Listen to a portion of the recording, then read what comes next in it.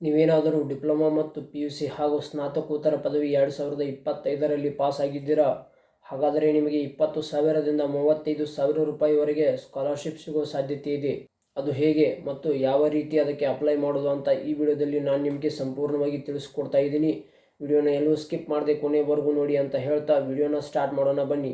ಹೌದು, ಡಿಪ್ಲೊಮಾ ಮತ್ತು PUC ಹಾಗೂ ಸ್ನಾತಕೋತ್ತರ ಪದವಿ ಪಡೆದ ವಿದ್ಯಾರ್ಥಿಗಳಿಗೆ 20ರಿಂದ 35,000 ಸಮಾಜ ಕಲ್ಯಾಣ ಇಲಾಖೆಯು ಪರಿಶಿಷ್ಟ ಜಾತಿ SC/ST ವಿದ್ಯಾರ್ಥಿಗಳಿಗೆ ವಿದ್ಯಾಭ್ಯಾಸದಲ್ಲಿ ಪ್ರೋತ್ಸಾಹ ನೀಡಲು ಈ ಹೊಸ ಯೋಜನೆಯನ್ನು ಘೋಷಣೆ ಮಾಡಿದೆ. PUC ಮುಗಿಸಿದವರು ಹಾಗೂ ಡಿಪ್ಲೊಮಾ ಪಾಸಾದವರಿಗೆ 20,000, ಹಾಗೆ ಪದವಿ ಸ್ನಾತಕೋತ್ತರ ಪಾಸಾದವರಿಗೆ 25,000, ಸ್ನಾತಕೋತ್ತರ MA MBA ಪದವಿ ಯಾರು ಪಡೆದಿರುತ್ತಾರೋ ಅವರಿಗೆ ತಲಾ 35,000 ಮತ್ತು ಯಾರು ವೈದ್ಯಕೀಯ ಹಾಗೂ ಇಂಜಿನಿಯರಿಂಗ್, ಕೃಷಿ ಅಥವಾ ಪಶುಸಂಗೋಪನೆ ಪದವಿ ಪಡೆದಿರುತ್ತಾರೋ ಅವರಿಗೆ 35,000 ಪ್ರೋತ್ಸಾಹಧನ ನೀಡುತ್ತಾರೆ ಎಂದು ಹೇಳಲಾಗುತ್ತಿದೆ.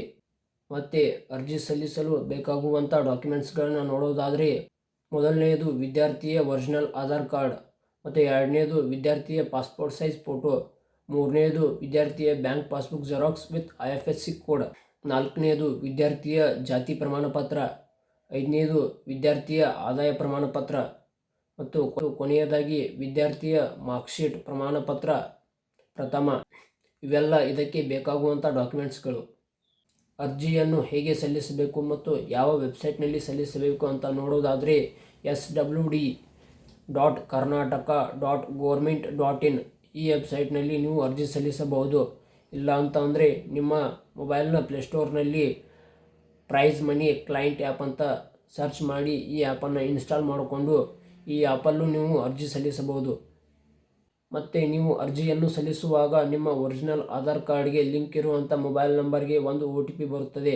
ಆ OTPಯನ್ನು ನಮೂದಿಸಿದ ನಂತರ ನೀವು ಫಾರಮನ್ನು ಭರ್ತಿ ಮಾಡಬೇಕಾಗುತ್ತದೆ.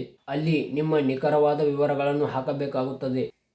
ಹಾಕಿದ ನಂತರ ಅರ್ಜಿಯ ಪ್ರಿಂಟ್ ತೆಗೆದುಕೊಂಡು ನಿಮ್ಮ ಜಿಲ್ಲಾ ಸಮಾಜ ಕಲ್ಯಾಣ ಕಚೇರಿಗೆ ಸಲ್ಲಿಸಬೇಕು. ಇದಿಷ್ಟು ಆಗಿತ್ತು ಈ ವಿಡಿಯೋ. ಐ ಹೋಪ್ ಈ ವಿಡಿಯೋ ನಿಮಗೆ ಹೆಲ್ಪ್ಫುಲ್ ಅಂತ ಅನಿಸಿದೆ ಅಂತ ಅನ್ಕೋತೀನಿ. ಈ ವಿಡಿಯೋ ನಿಮಗೆ ಇಷ್ಟ ಆಗಿದರೆ ಒಂದೇ ಒಂದು ಲೈಕ್ ಮಾಡಿ, ಹಾಗೆ ಈ ವಿಡಿಯೋನ ಶೇರ್ ಮಾಡಿ, ನಮ್ಮ ಚಾನಲ್ಗೆ ಸಬ್ಸ್ಕ್ರೈಬ್ ಆಗಿ. ಸಿಗೋಣ ಮುಂದಿನ ವಿಡಿಯೋದಲ್ಲಿ.